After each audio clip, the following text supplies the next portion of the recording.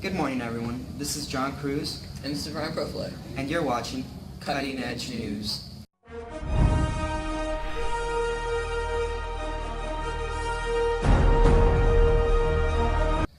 For today's edition, we'll be following up on the 7.8 magnitude earthquake that occurred in Nepal, and how improvements in space exploration have been at the forefront of this catastrophe, saving lives. We will also be discussing the impacts of these improvements and how they affect people from all walks of life. Since April the 25th, space agencies around the world have been using satellite images and other technologies to aid rescue efforts and learn more about the earthquake in Nepal, which killed at least 5,000 people, injured 8,000, and affected millions. For example, the European Space Agency, ESA, is using radar images to map the ground movement before and after the Nepal earthquake. And NASA is compiling similar images to determine any risks that may still be present and to better assess the existing damage. Additionally, NASA has implemented a radar device that can help locate anyone trapped beneath the piles of rubble, thus aiding the ongoing rescue efforts. Less than a day after the earthquake struck, ESA's Sentinel-1A satellite orbited over Nepal. Capturing radar images, scientists combined these new images with images taken before the earthquake to create rainbow-colored interference images which show the differences, specifically land movement, between the two images. These maps confirm that an area as large as 6,000 square kilometers around Kathmandu were lifted up by at least 1 meter. Additionally, NASA is deploying technology that can help locate people trapped beneath the rubble in Nepal.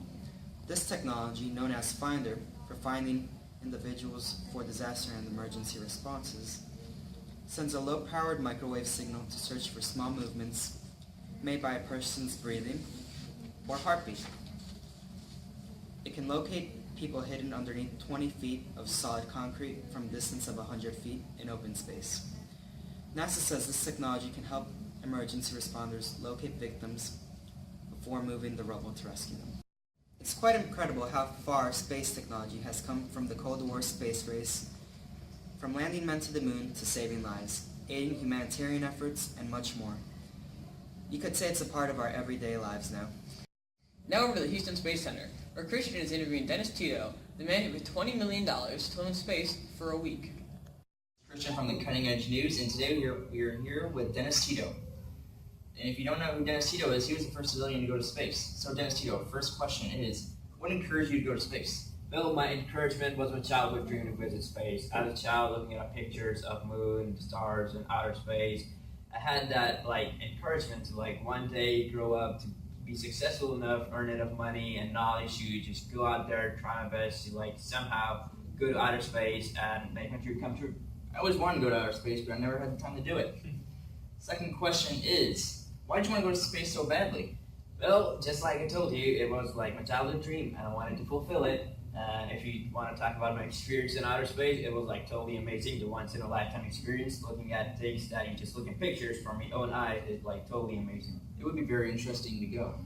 Tito, what are your thoughts on being the first person to go into space? Well, it's nothing really special if you're the first one or the last one. It's just going out there and looking at all the cool stuff. And as you were talking about improvement in space technologies, it is making the whole new space tourism industry a big thing, because improvement in technologies, more people wanting to go out there, is probably going to make it more easily available and more cheaper for people. So that's pretty good, great thing. Yeah, technology's been getting really good. How do you think improvements in space exploration will affect space tourism in the future?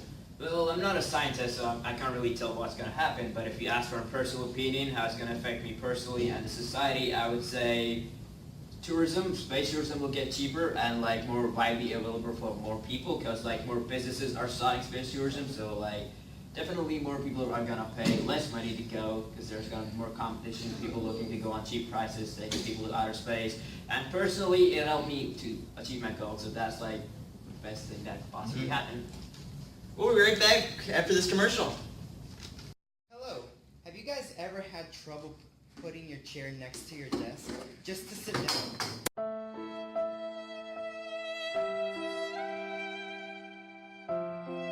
Look at this poor boy. Oh my goodness. Is he happy?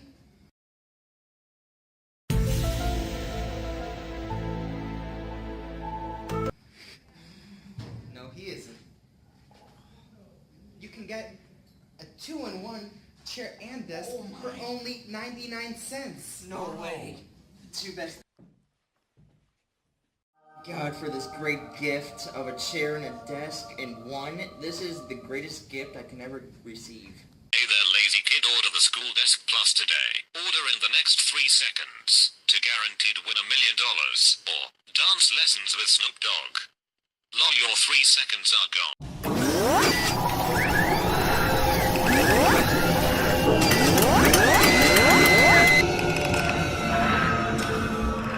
Back with Cutting Edge News. What a commercial. But in other developments, NASA is funding a large squid rover to look for life on planets and moons in the microorganic form. If necessary, the space probe will delve down to 60 miles deep underwater and take samples for later testing, as well as traveling out of the water and then onto land. The design is meant to resemble a squid or an eel in order to more efficiently explore caverns and foreign landforms of gas giants like the moon Europa of Venus. This will include a short antenna to harvest power from the celestial body's magnetic fields. With this power, scientific investigation will be enabled through bio-inspired propulsion. Will this robot conquer the final frontier? Only time can tell. That's it for our news show today on Cutting Edge News. We'll see you next time when we talk more about space exploration and the future to come.